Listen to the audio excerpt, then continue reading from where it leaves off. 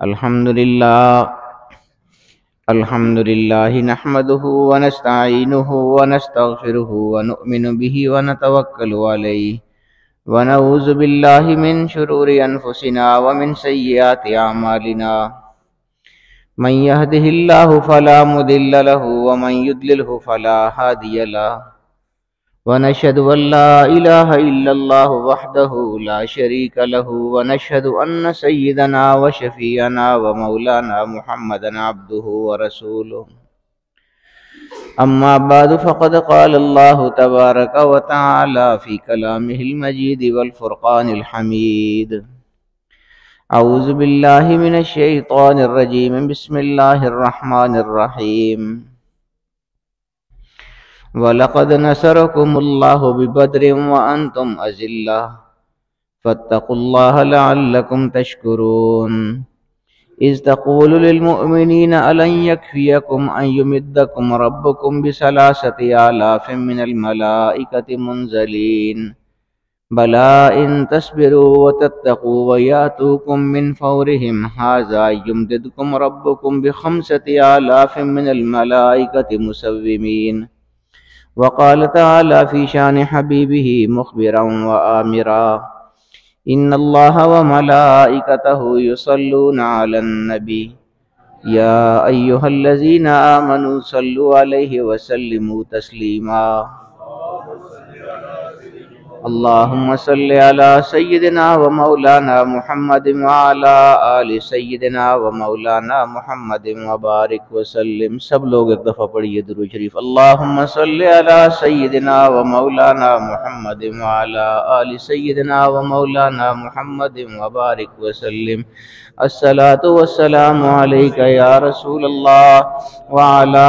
آلك وأصحابك يا حبيب الله. الصلاة والسلام عليك يا شفيع المذنبين وعلى آلك وأصحابك يا رحمة للعالمين. سامعین محترم، رمضان شریف کا دوسرا عشرہ جا رہا ہے اور دوسرے عشرے کے آخر میں 17ویں 18ویں روزے کو اس طرح غزوہ بدر وقوع پذیر ہوا تھا. 17 رمضان کو بنیادی طور پر شروع ہوا تھا. جمعے کا ہی دن تھا، آج بھی جمعے کا ہی دن ہے. تو بہت ایک عظیم حق و باطل کا جو معرکہ تھا وہ غزوہ بدر کے حوالے سے مشہور ہے. بہت عجیب عجیب واقعات ہیں غزوہ بدر کے اور بہت طویل واقعات بھی ہیں. پس منظر اگر میں بتاؤں تو بات بہت لمبی ہو جائے گی، آپ سنتے ہی رہتے ہیں. میں چاہتا ہوں کہ اس کی 2-3 جو خاص ایک پوائنٹس ہوتے ہیں یا نوٹس ہوتے ہیں وہ میں آپ کو بتاؤں گا آج. بہت اہم ہیں اور بہت خوبصورت باتیں ہیں غزوہ بدر کے حوالے سے. اللہ رب العالمین نے خاص طور پر قرآن کریم میں ان چیزوں کا ذکر کیا ہے جو میں ابھی آیات آپ کے سامنے پڑھ رہا تھا. تو 313 حضور علیہ السلام کے صحابہ مشہور ہیں. 313 صحابہ کے ساتھ حضور علیہ السلام نے غزوہ بدر کی جنگ جو تھی یہ لڑی تھی. ان کے مقابلے میں جو کفار آئے تھے وہ 1000 کے قریب تھے، اور جو 1000 کے قریب لشکر آیا تھا کفار کا وہ پوری طرح جنگی سامان کے ساتھ پوری طرح تیار ہو کے آیا ہوا تھا. یعنی بڑے عرصے سے وہ تیاری کر رہے تھے. حضور علیہ السلام کا جو بہت اونچا کر دیے یہ سارا گڑبڑ ہو جائے گا، اتنا اونچا نہ کرے نا، ایسا کچھ حساب رکھا کرے ہر چیز کا. وہ پھر یہ ساری بھی ویڈیو بھی خراب ہو جاتی ہے ساری. تو بہت تیاریوں کے ساتھ وہ لوگ آئے تھے. حضور علیہ السلام کا جتنا بھی وقت تھا مکہ شریف کا وہ آپ سب جانتے ہیں کہ بہت مشکلات کا وقت تھا، مشکلات کا دور تھا. مکہ میں جو حضور علیہ السلام نے اعلان نبوت کے بعد 13 سال گزارے تھے، بہت مشکل حضور علیہ السلام کی زندگی تھی، بہت تکالیف سے عبارت وہ ساری زندگی ہے. بعد میں پھر جب ہجرت فرمائی تو مدینہ شریف جا کے پھر جنگیں لڑیں، بہت سارے غزوات ہوئے، بہت سارے سرایہ ہوئے، تو اس کے بعد پھر اللہ پاک نے فتح مکہ نصیب فرمائی تھی۔ تو حضور علیہ الصلوۃ والسلام کی یعنی پہلے جو مکہ کی زندگی ہے یہ بھی بہت مشکلات والی زندگی ہے، یعنی لوگوں نے بہت تکلیفیں دی تھیں حضور علیہ الصلوۃ والسلام کو، اور پھر مدینہ شریف وہ اس طرح کی تکلیفیں تو نہیں تھیں جس طرح مکہ میں تکلیفیں پہنچائی جاتی تھی کفار کے ذریعے، لیکن جنگیں تو موجود تھیں، وہ ساری زندگی حضور علیہ الصلوۃ والسلام کی جنگوں میں گزرتی رہی ہے، اس طرح بہت مشکلات تھیں جنگی حوالے سے، تو ساری ہی زندگی حضور علیہ الصلوۃ والسلام کی بہت مشکلات میں اس لحاظ سے گزری تھی، دین کے لیے جو کام کیا تھا، جو تبلیغ کی تھی حضور علیہ الصلوۃ والسلام نے، اس حوالے سے یہ جو غزوہ بدر اس کے لیے بڑی تیاری کے ساتھ کفار آئے ہوئے تھے، 1000 کا لشکر کفار کا، پورے ساز و سامان کے ساتھ لیس، حربی سامان جتنا بھی ہوتا ہے، جنگ کا جتنا بھی سامان ہوتا ہے، اس وقت آج کل کی طرح یہ گنیں اور ٹینک وغیرہ تو ہوتے نہیں تھے، نہ ایٹم بم ہوتے تھے، تلواریں ہوتی تھیں، گھوڑے ہوتے تھے، یہی جنگ وَأَعِدُّوا لَهُمْ مَا اسْتَطَعْتُم مِّن قُوَّةٍ وَمِن رِّبَاطِ الْخَيْلِ، قرآن کریم میں آتا ہے کہ جنگ کی جب تیاری کرو تو پھر آگے تفصیل بتائی، تو وہ اس زمانے کے حساب سے تفصیل ہوتی تھی یعنی ہوتے تھے، زرہیں ہوتی تھیں، گھوڑے ہوتے تھے جنگ کے لیے، اونٹ ہوتے تھے، تلواریں ہوتی تھی، خنجر، یہ چیزیں ہوتی تھی جنگ کی تیاری کے لیے۔ تو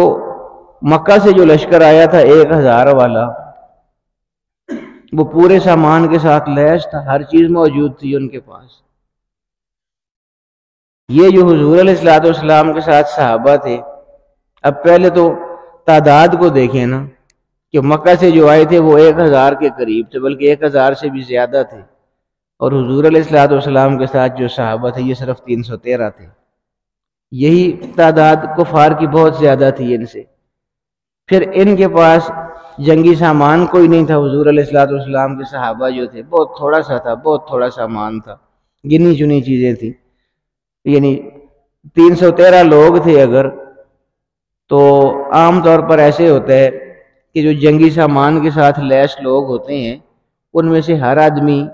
جو ہر مجاہد ہوتا ہے اس کے پاس پورا سامان ہوتا ہے، جو جس میں ذرا بھی شامل ہوتی ہے اور چیزیں بھی شامل ہوتی ہیں۔ تو کفار جو تھے وہ 1000 سے زیادہ تھے، اور ان کے پاس 1000 سے زیادہ زریں موجود تھیں جو اوپر لباس لوہے والا پہنا جاتا تھا، اور مسلمان یہ 313 تھے، اور کمال کی بات یہ ہے کہ صرف 6 زریں ان کے پاس موجود تھیں 313 لوگوں کے، یعنی سامان کی یہ حالت تھی، میں آپ کو بتا رہا ہوں۔ اگر کمپیئر کریں آپ کا، تعداد بھی ان کی بہت زیادہ جو کفار تھے مکہ سے جو آئے تھے، اور سامان بھی ان کے پاس ان کی بنسبت بہت زیادہ، بظاہر کوئی جوڑ نہیں تھا مقابلے کا، لیکن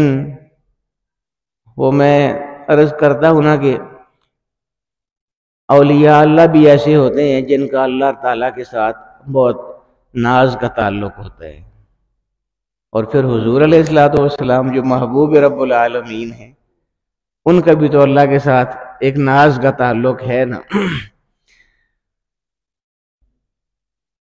یہ بڑے عجیب تعلق ہوتے ہیں، اس میں ہمیشہ یہ یاد رکھا کریں جب بھی ہم یہ کوئی بات بیان کرتے ہیں یا کوئی بھی آدمی بیان کرے، اس کا یہ ہرگز مطلب نہیں ہوتا کہ اللہ تعالیٰ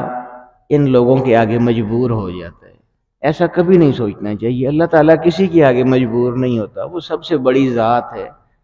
وہ اس سے بڑی ذات ہے کوئی نہیں ہے، وہ تو سب کا خالق ہے، سب کا مالک ہے، ہمارا بھی خالق وہی ہے، انبیاء کا خالق بھی وہی ہے، سب انبیاء کو بھی اللہ پاک نے پیدا فرمایا ہے، خود حضور اکرم صلی اللہ تعالیٰ علیہ وسلم اللہ کی مخلوق ہیں۔ یہ الگ بات ہے کہ کس شان کی وہ مخلوق ہیں حضور علیہ الصلوۃ والسلام، ان جیسا نہ کوئی پہلے تھا اور نہ کوئی بعد میں آئے گا، ایسی شان ہے ان کی، لیکن ہیں تو بہرحال مخلوق حضور علیہ الصلوۃ والسلام، اللہ رب العالمین نے خالق ہے، اس نے بنایا ہے۔ تو جب ہم یہ بات کرتے ہیں نا کہ اولیاء اللہ کا ایک ناز کا تعلق ہوتا ہے اللہ رب العالمین کے ساتھ، یا حضور علیہ الصلوۃ والسلام کا اللہ کے ساتھ ایک ناز کا تعلق ہے، تو اس کا یہ مطلب نہیں ہوتا کہ اللہ ان کے سامنے مجبور ہو جاتا ہے کہ جیسے وہ کہیں گے ویسے اللہ پاک ضرور کرے گا، مجبور ہو کے نہیں کرتا، بلکہ اللہ کا ان کے ساتھ پیار کا ایسا انداز ہوتا ہے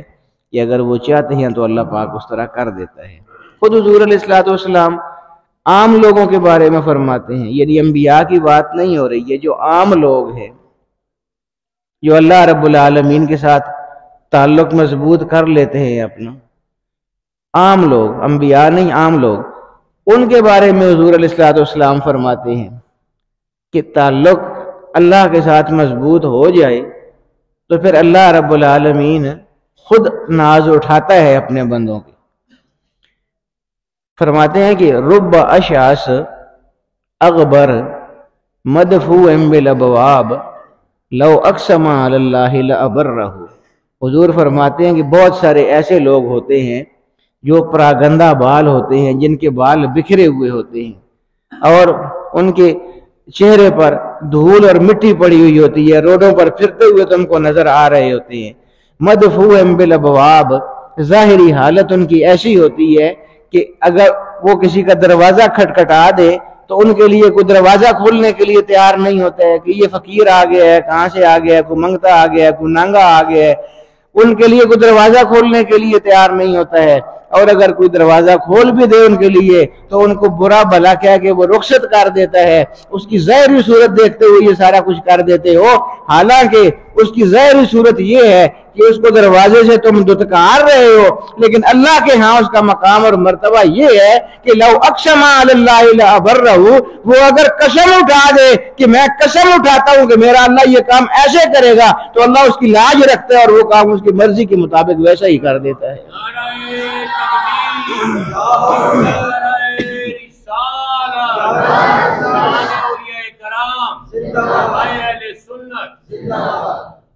تو یہ حدیث ہے حضور علیہ الصلوۃ والسلام کی، یعنی اللہ پاک خود اپنے بندوں کے ناز اٹھاتا ہے، یہ اس کی مہربانی ہے، اس کا کرم ہے، اس کی عطا ہے۔ ایسا نہیں ہے کہ وہ بندوں کے سامنے مجبور ہو جاتا ہے۔ نعرہ تکبیر، نعرہ رسالت، قبلہ حضرت صاحب۔ فیضان صدریہ جاری رہے گا، فیضان صدریہ جاری رہے گا۔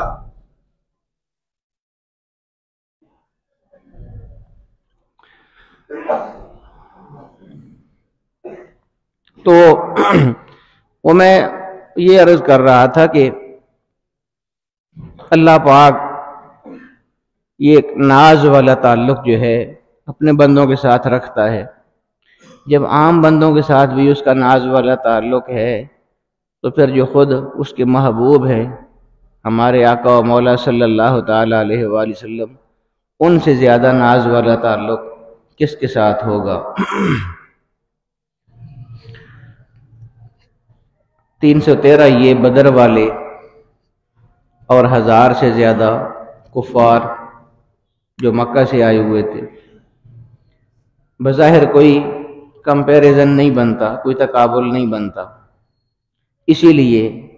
حضور علیہ الصلوۃ والسلام نے پھر اللہ رب العالمین سے جو وہ ناز والا تعلق ہے اس کا اظہار غزوہ بدر کے موقع پر کیا۔ عام حالات میں تو حضور علیہ الصلوۃ والسلام بہت عاجزی اختیار کرنے والی شخصیت ہے نا، اللہ رب العالمین کے سامنے بہت عاجزی تھی حضور علیہ الصلوۃ والسلام کی، لیکن کبھی کبھی ضرورت ہوتی ہے وہ جو ناز والا تعلق ہے اس کا اظہار کرنے کی ضرورت کبھی پڑ جاتی ہے۔ اب مقابلہ 1000 سے زیادہ لوگوں کے ساتھ تھا، صحابہ کل 313 تھے، جنگی سامان بھی پاس موجود نہیں ہے، جبکہ وہ پوری طرح سامان کے ساتھ لیس ہیں۔ اب حضور علیہ الصلوۃ والسلام نے اللہ رب العالمین کے ساتھ راز و ناز کا جو تعلق ہے، راز و نیاز کا، اس کا آغاز کیا۔ شب جمعہ تھی، جمعہ کی رات تھی، حضور علیہ الصلوۃ والسلام نے اللہ رب العالمین سے دعائیں مانگنا شروع کر دی۔ حضور علیہ الصلوۃ والسلام کی دعائیں ویسے ہی مستجاب دعائیں ہیں، اللہ رب العالمین قبول فرماتا ہے، اور پھر خاص اس راز اور نیاز کی کیفیت میں جب وہ دعائیں مانگی جائیں تو پھر ان کی قبولیت کا کیا عالم ہوگا۔ اور دعائیں تو اپنی جگہ، حضور علیہ الصلوۃ والسلام نے اللہ رب العالمین کے ساتھ وہ ناز والا انداز بھی اختیار کیا، مکالمہ کرتے ہوئے فرمایا کہ یعنی وہ ساری حضور علیہ الصلوۃ والسلام کی جو سابقہ جو زندگی تھی، جو دین کے حوالے سے حضور نے تکلیفیں اٹھائی ہوئی تھی، اور جس حد تک دین کا فروغ حضور علیہ الصلوۃ والسلام کے دور مبارک میں ہو چکا تھا، وہ سارا ذہن میں تھا۔ اب وہ صحابہ جو 313 تھے، وہی ساری تعداد تھی مسلمانوں کی، مومنین کی، اور سامنے لشکر ہزاروں کا تھا، سامان جنگی سامان بھی پورا ان کے ساتھ۔ تو حضور علیہ الصلوۃ والسلام کو اپنی وہ ساری محنت جتنی انہوں نے فرمائی تھی اس سے پہلے، وہ ساری سامنے نظر آ رہی تھی، اور اس محنت کے نتیجے میں جتنے لوگ تیار ہوئے تھے، جو مسلمان ہوئے تھے، جو مومنین تھے، وہ سارے سامنے 313 سارے ساتھ کھڑے تھے۔ اب حضور علیہ الصلوۃ والسلام نے اللہ رب العالمین سے جو وہ ناز والا تعلق ہے نا، اس کو استعمال فرمایا، اور فرمایا کہ بہت محنت کر کے میں نے یہ سارے تیار کیے۔ وہ ساری سابقہ زندگی سامنے تھی نا، کتنا عرصہ لگا تھا، 13 سال تو مکہ والے تھے، پھر مدینہ والے ساتھ۔ تو فرمایا کہ پتہ ہے نا کہ کتنا عرصہ میں نے محنت کی ہے، تو تب یہ تیار ہوئے۔ اب یہ وہ ناز والا انداز ہے، اللہ رب العالمین سے مکالمہ ہو رہا ہے حضور علیہ الصلوۃ والسلام کا، اور کس انداز میں ہو رہا ہے۔ فرماتے ہیں کہ پتہ ہے نا کتنا عرصہ لگا ہے یہ تیار کرنے کے لیے، یہ 313 جو کھڑے ہیں نا یہاں پر، ان کو تیار کیے، اچانک ہی تیار نہیں ہو گئے ہیں، بہت محنت کی ہے میں نے۔ اور اللہم ان تغلق هذه الوصابہ لن تبعد بعد اليوم، اور میں باری تعالیٰ یہ تجھ کو بتا دوں کہ اگر یہ 313 آج ختم ہو گئے نا، تو قیامت تک تیرا نام لینے والا کوئی باقی نہیں رہے گا۔ اس لیے ان کو ہر حال میں جتانا ہے، تو نے ہر حال میں فتح دینی ہے، نصرت دینی ہے۔ یہ وہ ناز والا تعلق ہے۔ اور پھر جب یہ ناز والا تعلق استعمال ہوا تو اللہ رب العالمین نے آسمان سے فرشتے بھیج دیے مدد کے لیے۔ اور فرشتے کیسے بھیج دیے، پوری تفصیل قرآن میں موجود ہے، جو ابھی رکوع میں نے آپ کے سامنے پڑھا ہے۔ وہ چونکہ 1000 کا لشکر تھا نا، تو اللہ رب العالمین نے 1000 فرشتہ ان کے مقابلے کے لیے آسمان سے بھیجا۔ یعنی وہ ناز والی بات اب آ گئی تھی نا حضور علیہ الصلوۃ والسلام نے جو کی تھی، تو اللہ پاک نے فرمایا کہ اگر یہ 1000 ہے نا، تو میں بھی 1000 ہی بھیجوں گا ان کے مقابلے میں۔ لیکن یہ تو دنیا دار ہیں، دنیا والے انسان ہیں، میں عرش سے ملائکہ بھیجوں گا 1000 ان کے مقابلے کے لیے۔ پھر 1000 سے بھی اللہ رب العالمین کی تسلی نہ ہوئی، وہ بھی اللہ پاک کو کم لگے، حالانکہ ایک فرشتہ ان سب کے لیے کافی تھا۔ فرشتوں کی طاقت تو آپ سب کو معلوم ہے نا، کیا کیا طاقتیں ہیں فرشتوں کے پاس۔ وہ پورے 1000 کے لیے ایک فرشتہ کافی تھا، لیکن جو کہ مقابلے کے لیے 1000 آیا تھا نا، اللہ پاک نے فرمایا کہ میرے محبوب کے لیے پھر 1000 ہی اب آئے گا، اگر تم میں سے 1000 آئے ہو تو۔ پھر اللہ رب العالمین نے 1000 کی بجائے 3000 فرشتے بھیجے۔ یہ حضور کو اب خوش کیا جا رہا ہے، حالانکہ ایک فرشتہ ہی کافی تھا سب کے لیے۔ پہلے اس 1000 کی تعداد کی مناسبت سے 1000، پھر حضور کو مزید خوش کرنے کے لیے کہ میرا محبوب اور خوش ہو جائے، 3000 فرشتے اس 1000 کے لیے بھیج دیے۔ پھر مزید اللہ پاک نے اپنے محبوب کو خوش کرنے کے لیے فرمایا کہ نہیں، 3 بھی کم ہے محبوب، 5000 فرشتے تمہاری مدد کے لیے اب روانہ کر رہا ہوں آسمان سے۔ تو جب ایک فرشتہ ہو تو جنگ کا کوئی مقابلہ ہی نہیں ہو سکتا، تو 5000 فرشتہ جب اللہ رب العالمین بھیج دے تو پھر جنگ کا کیا نتیجہ نکلے گا، وہ تو آپ خود ہی جان سکتے ہیں۔ جو نکلنا تھا وہی نتیجہ نکلا، اللہ پاک نے مدد فرما دی، نصرت عطا فرما دی۔ اور حضور علیہ الصلوۃ والسلام کو اللہ پاک نے کیا علم بھی عطا فرمایا تھا، یہ بھی دیکھیے۔ یہ بھی غزوہ بدر کے موقع کی بات ہے۔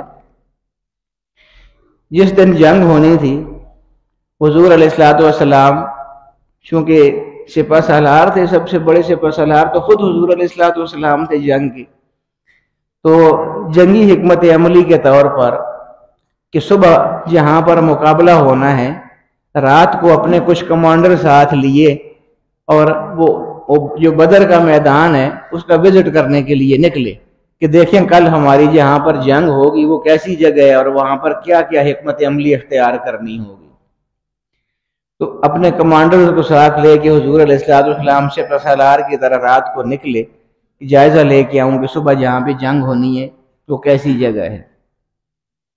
کیا اللہ پاک نے علم عطا فرمایا ہے حضور علیہ الصلوۃ والسلام کو۔ یہ آپ کو میں بتا رہا ہوں نا کہ یہ 313 تھے اور مقابلے میں ہزاروں کی تعداد میں لوگ تھے. صرف 14 مسلمان شہید ہوئے تھے، 14 صحابہ شہید ہوئے تھے، جبکہ ان کے مقابلے میں 70 سے زیادہ کفار، نہ صرف عام کفار بلکہ کفار کے سردار جو ہیں وہ واصل جہنم ہوئے تھے، اور 70 سے زیادہ قید میں لے لیے گئے تھے اس جنگ میں. یہ تو نتیجہ ظاہری صورت میں نکلا. میں حضور علیہ السلام کے علم کی جو آپ کو بات بتا رہا ہوں وہ دیکھیے اللہ پاک کیسا حضور علیہ السلام کو علم عطا فرماتا ہے کہ جب حضور علیہ السلام نکلے اور میدان کی طرف اپنے کمانڈرز کے ساتھ، مقصد تو یہ تھا کہ حکمت عملی کے حوالے سے دیکھیں کہ صبح کیا حکمت عملی اختیار کرنی ہے، لیکن جتنے ساتھ لوگ موجود تھے صحابہ کرام، انہوں نے یہ منظر بھی عجیب و غریب دیکھا کہ حضور علیہ السلام ایسے اشارے کر رہے ہیں انگلی کے ساتھ، ادھر اشارہ کر رہے ہیں پھر ادھر اشارہ کر رہے ہیں. اب ان کو سمجھ نہیں آ رہی صحابہ کرام کو کہ یہ حضور علیہ السلام کچھ فرما نہیں رہے ہیں تو اشارے انگلیوں کے ساتھ کیوں کر رہے ہیں، ایسے کر رہے ہیں ایسے کر رہے ہیں انگلی کے ساتھ. تو صحابہ کرام نے پھر پوچھا کہ یا رسول اللہ یہ آپ کیا یہاں پر میدان میں اشارے کر رہے ہیں انگلی کے ساتھ؟ فرمایا دیکھ رہا ہوں کہ کون سا کافر کہاں پر مرے گا، اور میں تم کو بتا رہا ہوں کہ یہ جو اشارہ میں کر رہا ہوں نا تو عتبہ یہاں پر مرے گا، یہاں واصل جہنم ہوگا، شیبہ جو ہے وہ یہاں پر گرے گا زمین پر. یہ حضور علیہ السلام زمین کی جگہ نہیں بتا رہے ہیں کہ کون سا کافر کس وقت مرے گا اور کہاں پر مرے گا اور زمین کے کس حصے پر گرے گا آگے.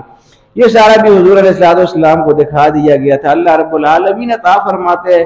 اللہ پاک جتنا علم حضور علیہ السلام کو جس موقع پر چاہتے ہیں عطا فرما دیتے ہیں، کوئی علم کی انتہائی نہیں ہوتی ہے حضور علیہ السلام کی. تو بہرحال غزوہ بدر کے حوالے سے یہ کچھ باتیں ذہن میں تھی، میں نے کہا کچھ آپ کو بتا دیتا ہوں. اصل بات یہ ہے کہ وہ سارے حضور علیہ السلام کے تیار کردہ لوگ تھے. آپ کو پتہ ہے کہ میں آپ کو بتا رہا ہوں نا 17 رمضان کو غزوہ بدر ہوا تھا، اور آج کل ہم بھی رمضان کے روزے ہی رکھ رہے ہیں نا. اب دیکھنا یہ ہے کہ ہم کیسے روزے رکھتے ہیں اور صحابہ کرام کیسے روزے رکھتے تھے. میں ابھی دوستوں کو بتا رہا تھا کہ اللہ تعالیٰ مغفرت فرمائے، ہمدرد فاؤنڈیشن کے جو بانی تھے، چیئرمین تھے حکیم سعید صاحب مرحوم رحمۃ اللہ تعالی، وہ میرا علاج خود کیا کرتے تھے. تو وہ مجھے فرمایا کرتے تھے کہ اگر آدمی 2 وقت کھانا کھائے، دیکھیے نا روزہ کتنی بڑی نعمت ہے اللہ رب العالمین کی. ہمیں تو 1 مہینے میں ہم روزے رکھتے ہیں نا جو رمضان والے ہوتے ہیں، ویسے عام روزے تو ہم نہیں رکھتے، لیکن جو روزہ رکھنے والے لوگ ہیں ان کو پتہ ہے کہ روزہ کتنے فائدے ہوئے. ہمیں تو رمضان کے روزے بھی مشکل لگتے ہیں. آپ عربوں کو دیکھیں نا، عرب جتنے لوگ عمرہ وغیرہ کے لیے جاتے ہیں تو آپ دیکھتے ہیں نا کہ وہاں پر سوموار کا روزہ بھی افطاری ہوتی ہے مسجد نبوی میں، جمعرات کی بھی ہوتی ہے. وہ کیوں ہوتی ہے؟ وہ لوگ رکھتے ہیں، سوموار کا روزہ بھی رکھتے ہیں، جمعرات کا روزہ بھی رکھتے ہیں. ہماری طرف نہیں ہے رواج، ہمیں پتہ ہی نہیں ہے ان چیزوں کا، لیکن فائدہ اس کا میں بتا رہا ہوں کہ جو طبی حوالے سے جو سمجھنے والے لوگ ہیں ان کو پتہ ہے کہ روزہ رکھنے کا کتنا فائدہ ہوتا ہے انسان کو. حکیم سعید صاحب فرمایا کرتے تھے مجھے کہ اگر ہم دن میں 3 ٹائم کھاتے ہیں نا، صبح ہم ناشتہ کرتے ہیں، رمضان کے علاوہ کی بات کر رہا ہوں، ناشتہ کرتے ہیں، پھر دن کا کھانا کھاتے ہیں، پھر رات کا کھانا کھاتے ہیں، تو 3 کھانے ہوتے ہیں دن میں ہمارے. حکیم سعید صاحب مجھے فرمایا کرتے تھے کہ اگر 3 ٹائم کی بجائے اگر 2 ٹائم آپ کھانا کر دیں، یعنی سب لوگوں کے لیے کہا کرتے تھے کہ اگر لوگ 2 ٹائم کھانا کر لیں، مثال کے طور پہ ناشتہ اگر ہم صبح کرتے ہیں تو ناشتہ ہم صبح کی بجائے 10-11 بجے کر لیا کریں. عام دنوں کی بات کر رہا ہوں، رمضان میں 10-11 بجے ناشتہ نہیں کرنا، عام دنوں کی بات کر رہا ہوں کہ ناشتہ 10-11 بجے اگر کر لیا جائے اور رات کا کھانا وہی جو صحیح اب بھی آپ دیکھیں نا پرانے جو لوگ ہیں یا دیہاتوں کے جو لوگ ہیں وہ مغرب کے بعد رات کا کھانا کھا لیتے ہیں. یہ ہم اپنے آپ پہ ظلم کرتے ہیں، رات کو 10 بجے کھانا کھاتے ہیں، 11 بجے کھانا کھاتے ہیں، 12 بجے کھانا کھاتے ہیں اور پھر کھا کے اسی وقت آ کے سو جاتے ہیں. اور جب ہم سو جاتے ہیں تو ہمارا معدہ کام کرنا چھوڑ دیتا ہے. یہ تو نظام ہے نا جسم کا، جب ہم جاگ رہے ہوتے ہیں تو ہمارا معدہ کام کر رہا ہوتا ہے، جب ہم سو جاتے ہیں تو ہمارا معدہ کام کرنا چھوڑ دیتا ہے، رک جاتا ہے، پھر جب ہم دوبارہ جاگتے ہیں تو معدہ دوبارہ کام شروع کرتا ہے. اب ایک آدمی اگر 12 بجے رات کو کھا کے اسی وقت آ کے سو جاتا ہے اور سوتے ہی اس کے معدے نے کام کرنا چھوڑ دیا تو جو کھایا ہے وہ ہضم کیسے ہوگا؟ وہ پورا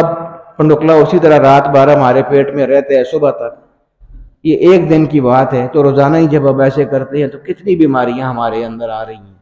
اسی لیے وہ پرانے جو زمانے کے لوگ ہیں نا، وہ مغرب کے بعد کھانا کھا لیا کرتے تھے رات کا۔ وہ وجہ یہی ہوتی تھی کہ مغرب کے بعد جب کھانا جلدی کھا لیتے ہیں تو سونے تک بیچ میں 3-4 گھنٹے کا وقت ہوتا ہے، 3-4 گھنٹے میں وہ چیز ہضم ہو جاتی ہے، اس کے بعد پھر آپ سوتے ہیں، کوئی بیماری آپ کے قریب نہیں آ سکتی ہے۔ یہی وہ فارمولہ ہے جو رمضان میں بھی ہے، اور حکیم سعید صاحب بھی بتا رہے ہیں۔ وہ مجھے کہا کرتے تھے کہ اگر کوئی آدمی ایسے کر لے کہ وہ 3 وقت کے بجائے 2 وقت اپنا کھانا کر لے، ناشتہ 10-11 بجے کرے اور رات کا کھانا مغرب کے فوراً بعد کر لے، تو وہ یہ کہا کرتے تھے کہ میں لکھ کے دوں گا یہ بات کہ وہ آدمی